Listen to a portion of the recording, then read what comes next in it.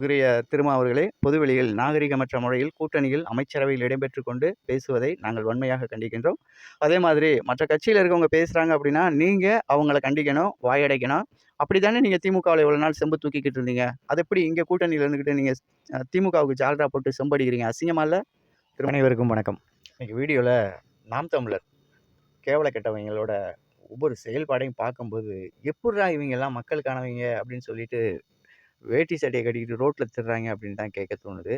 இன்னைக்கு நெறைய இடங்கள்ல தமிழக வரலாற்றில பாதிக்கப்பட்ட குடும்பங்களுக்கு நெறையா உதவிகள் அரசு செஞ்சு, நம்ம நெறையா பார்த்துட்டு வந்திருக்கோம். இன்னைக்கு என்னமோ புதுசா விஜய் மட்டும் செய்றாரு. இவரு படித்த இளைஞர்கள் அவ்வளோ பேரு கியூல நிக்கும்போது, இவங்க திடீர்னு போயிட்டு ஒரு 36 பேருக்கு குடுத்துட்டு, இந்த மாரிலாம் செய்றதுக்கு இவரெல்லாம் தனியா எப்படி எடுத்துட்டு, தன் நிலைய வந்து கையில எடுத்துக்கிறாரு அப்படின்னு, ஏன்னா கையில எடுத்துக்காம கால்ல எடுத்துக்குவான். ஏன்டா கிறுக்கு என்னடா லூஸ் மாரி இருக்கீங்க. இதுல பெரிய அரிப்பெடுத்து போய் திர்றவங்க இந்த நாம் தமிழர் தம்பிகள். உங்களுக்கெல்லாம் அறிவு, நீங்கலாம் சோத்தத்தான் திங்கிறீங்க அப்படின்னாக்க, தயவு செஞ்சு ஆழமா யோசிச்சு பாருங்க. உங்க அண்ணன் எங்கேயோ பெட்டி வாங்கிட்டு உங்களுக்கு அசைன்மென்ட் குடுக்குறான் அப்படின்றதுக்காக நீங்க வழக்க போட்டு கோட்டார் நேரத்தையும் வீணடிக்காதீங்க.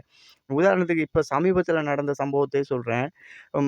தம்பி அஜித்குமார் அவர்கள் மடப்புரம் காளியம்மன் கோயில் காவலாளி காவல்துறையால் அடித்துக் கொல்லப்பட்ட வழக்குல இறந்திருப்பாரு. அதுக்கு அரசு பொறுப்பேத்துக்கிட்டு ரூ. 36,00,000 35,00,000 சம்திங் 50,000 50 அ 35,50,00,000 குடுத்தது நினைவிருக்கும். அதுபோக அவர் தாயாருக்கு 3 சென்ட் ஒரு இலவச வீட்டுமனை பட்டா குடுத்தது நினைவிருக்கும். 3 ஏக்கர்ன்னு நெனைக்கிறேன். அதுபோக அஜித்குமாரோட தம்பிக்கு பால்வரத்துறையில, கூட்டுறவுத்துறையில ஒரு வேலை குடுத்துருக்காங்க. அதுவும் உங்களுக்கு தெரியும்.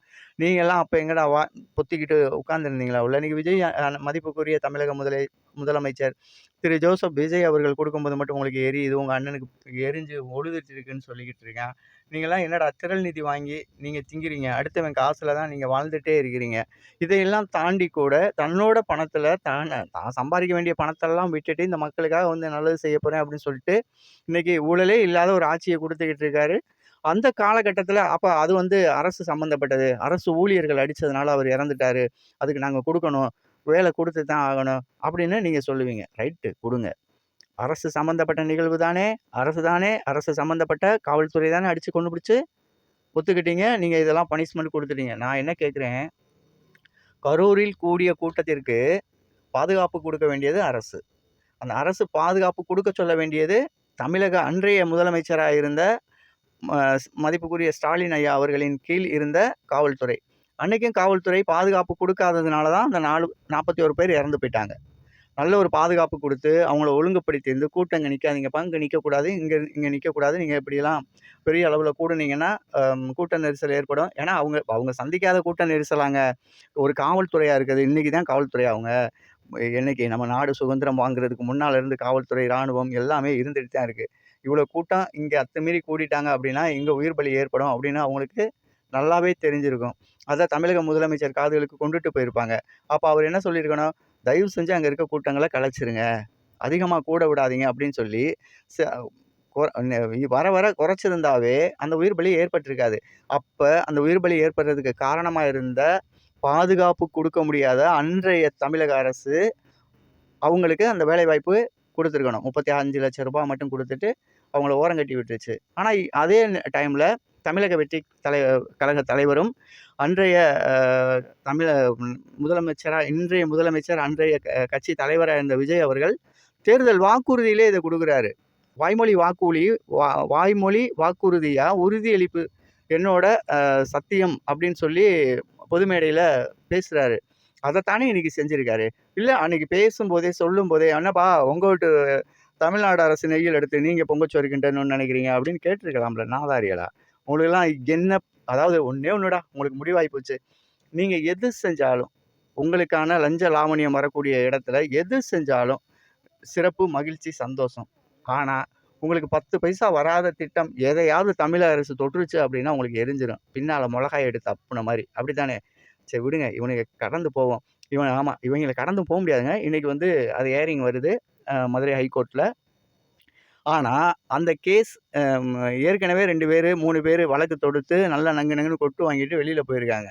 இன்னைக்கு ஒரு புதிய நாம் தமிழர் டம்ளர், அந்த டம்ளர் கட்சி தம்பி ஒருத்தன் உள்ள போய் மதுரைய சேர்ந்தவரு, இந்த வழக்க பழையபடியும் தொட்டிருக்காரு. எனக்கு என்ன தோணுதுன்னா, மிகப்பெரிய அளவுல கோபமடைந்து வழக்காடு மன்றம், நீதிபதி ஐயா இவங்களுக்கு பெரிய ஃபைன போட்டு அங்கிட்டு ஓரமா உட்கார வைக்கணும்.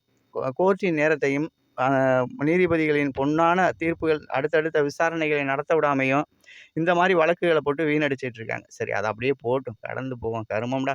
இவங்க எப்ப பாரு இதான் சொன்னேன். நான் சிம்பிளா அதான் சொன்னேன். அஜித் வழக்கில் அன்று அரசு வேலை குடுத்தது சரி என்றால், இன்று அதே அரசு பாதுகாப்பு வழங்க தவறிய அன்றைய தமிழக அரசுக்கு செய்ய வேண்டிய கடமையை இன்று எங்கள் தமிழக வெற்றித் தலைவர் விஜய் அண்ணா செய்கின்றார். இது சரி. அவ்வளோதான்ப்பா நான் சொல்ல வந்தது. அதே மாரி பார்த்தீங்கன்னா, நம்ம திருமாவளவனுக்குள்ள வருவோம். இப்ப அண்ணன் திருமாவளவனுக்கு எப்பவுமே வாய் கொஞ்சம் கூட தான் இருக்கும். அவர் எப்ப பாரு நக்கல் அடிச்சு, நையாண்டி பண்ணி, தன்னை ஒரு தலைவரா எய்ம் பண்ணி பார்த்துட்டு இருந்தார்ல. இப்ப அவரு என்ன ஆயிப்போச்சுன்னா, அவர யாருமே இப்ப எங்கேயுமே பொதுக்கூட்டங்கள், அ ஒரு கோரிக்கைகள் எதுக்குமே கூப்பிடுறது கிடையாது. அவர் கட்சியில இருக்கவங்க. எல்லாரும் என்ன பண்ணிட்டாங்க, அண்ணன் வன்னியரசு அண்ணன் அமைச்சர் அவர்கிட்ட போயி, "அண்ணே வாங்கண்ணே ஒரு பொதுக்கூட்டம் இருக்கு. அண்ணே வாங்கண்ணே ஒரு நல்ல விஷயம் ஒண்ணு பண்ண வேண்டியிருக்கு. அண்ணே கல்யாணம் இருக்குண்ணே வந்துருங்கண்ணே" அப்படின்னு சொல்லி எல்லாருமே வன்னியரசுகிட்டயே இப்ப நாடுறாங்க. அப்படிங்கும்போது திருமாவளவனுக்கு எரிய ஆரம்பிச்சிருச்சு. என்னடா நம்ம கட்சி தலைவர்ன்னுகிட்டு இருக்கோம். நம்ம இத்தன வருஷம் நம்ம தான் இனிமே தலைவரா இருக்க போறோம்னு சொல்லிக்கிட்டு இருக்கோம். பூரா இங்க வன்னியரசுகிட்ட போய் ஏறிட்டு இருக்காய்ங்க. நம்மள கழட்டி விட்டுருவாய்ங்களோ அப்படின்னு நெனச்சு அவரு, "ஆமாண்ணே உங்கள கழட்டி விட்டாய்ங்க." இப்போ உங்கள கழட்டி விட்டாய்ங்க. அதான் உண்ம. இது எப்படி தெரியுமா? இன்னைக்கு இந்த விஜய் வந்ததுக்கப்புறம், அதாவது தமிழக முதலமைச்சர் விஜய் அவர்கள் கட்சி ஆரம்பிச்சதுக்கப்புறம், ரெ கிட்டத்தட்ட 4 கட்சிகள் திசை மாறி போச்சு. 2 கட்சிகள் அழிஞ்சு போச்சு. கட்சி வேற வேற ஆளுக்கு மாறி போச்சு. நான் உதாரணத்துக்கு ஐயா அன்புமணி ராமதாஸ் அவர்களோட கட்சிய அவரோட மகன் டேக் ஓவர் பண்ணிட்டாரு. இது ஏற்கனவே சொல்லியிருந்தேன். இரட்டை இலை கட்சி அ மதிப்புக்குரிய ஐயா பழனிசாமி ஐயாவோட கட்சிய நம்ம தமிழக வெற்றி கழகம் சுத்தமா அடிச்சு, தொடச்சு முடிச்சு விட்டுருச்சு. அடுத்து பார்த்தீங்கன்னாக்கா, நம்ம திமுகவ அப்பாட்ட இருந்து இவர் ஆட்டைய போட்ட மாரி யாரு? கலைஞர்கிட்ட இருந்து கருணாநிதி கிட்ட இருந்து ஸ்டாலின் ஆட்டைய போட்ட மாரி, ஸ்டாலின்ட்ட இருந்து உதவாநிதி ஆட்டைய போட்டாப்புல. அவர் ஜோலியும் முடிஞ்சிருச்சு. அப்படியே வெளிநாட்டுல இருந்துக்க சொல்லிட்டாப்புல. "இங்க தமிழ்நாட்டு பக்கம்லாம் வரக்கூடாதுப்பா. நான் பார்த்து இவங்கள கரெக்ட் பண்ணிக்கிறேன்" அப்படின்னு சொல்லிட்டு ஒரு அரசியல் நடத்த ஆரம்பிச்சுட்டாரு. இப்படி ஒவ்வொருத்தரும் ஒவ்வொரு கட்சியா ஆட்டைய போட்டுட்டு இருக்கும்போது, இப்ப நான் விடுதலை சிறுத்தைகள் கட்சிய வன்னியரசனே போட்டாரு. இப்ப அந்த கட்சியில இப்ப யார் தலைவர் அப்படின்னாக்க, இன்னைக்கு சிறுத்தைகள் கட்சி தலைவரா இருக்கிற இன்னும் கொஞ்ச நாள்ல அது நீங்க பார்க்கலாம். இப்ப வேணா ஒருவேளை வீடியோ பார்த்தோம்னா கதறுவாய்ங்க. அது இயற்கையா வழக்கமா நடக்கிறது தான். ஆனா, திருமாவளவனின் கட்சி இன்னைக்கு திருமாவளவன் மட்டும் தனித்து விடப்படுவார். பார்த்துக்கிட்டே இருங்க. வைகோவ ஒரு பையன் கழட்டி விட்டாரு. அந்த கட்சியும் முடிஞ்சு போச்சு. இப்படியே போயிட்டே இருந்த நம்ம கட்சியில இன்னைக்கு மிகப்பெரிய மாசாவும், மிகப்பெரிய வல்லமை பெற்ற கட்சியாவும் நம்ம தமிழக வெற்றி கழகம் இன்னைக்கு வேரூன்றி நிக்குது. மக்கள் ஆதரவோட மகத்தான வெற்றி பெற்று நமது வெற்றி தலைவர் விஜய் அண்ணா இன்னைக்கு ஆட்சி அமைச்சிட்டு இருக்காங்க. தயவு செஞ்சு திருமா அவர்களே, பொதுவெளியில ஒண்ண பேசிட்டு, புறமுதுகிட்டு போகும்போது வெற்றி தலைவர் விஜய் அண்ணாவிடம் ஒன்று பேசாதீங்க. பொதுவெளியில் நீங்கள் நாகரிகம் தவறி பேசுறீங்க. கூட்டணிக்குள்ள இருக்கோம்ன்ட்டு. 2வது நீங்க தமிழக வெற்றி கழகத்துல ஒரு பங்களிப்ப குடுக்கணும். நாங்களும் அனுபவிக்கணும் அப்படிங்கிறதுக்காக ஒரு அதிகார கால் வச்சுக்கிறீங்க. ஒரு கால கொண்டு போய் கக்கூஸ்குள்ள வச்சுக்கிறீங்க. அங்க நீங்க கிளீனிங் வேல பார்க்குறீங்க. அ அடப்படுக்கிறீங்க. எல்லாமே பண்றீங்க. இல்ல அந்த காலையும் எடுத்துக்கிட்டு அங்கேயே போயிருங்க. தமிழக வெற்றி கழகத்துக்கு நீங்க வேண்டாம். கூடிய விரைவில் அதற்கான வாய்ப்பையும் ஏன்னா 10,00,00,000 மக்கள ஆளக்கூடிய வெற்றி தலைவர் விஜய்க்கு தெரியாதா? இந்த பாம்பு நம்ம கால சுத்தி இருக்கா? அது கடிக்குமா? இல்ல அப்படியே கடிச்சாலும் அது விஷம் இருக்க பாம்பா? அப்படின்னு. நீங்கலாம் பல்லு புடுங்குன பாம்பு. நீங்க என்னதான் கடிச்சாலும் எங்களுக்கு விஷம் ஏறாது.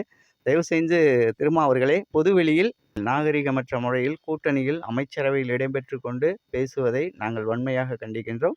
அதே மாதிரி மற்ற கட்சியில இருக்கவங்க பேசுறாங்க அப்படின்னா, நீங்க அவங்கள கண்டிக்கணும், வாயடைக்கணும்.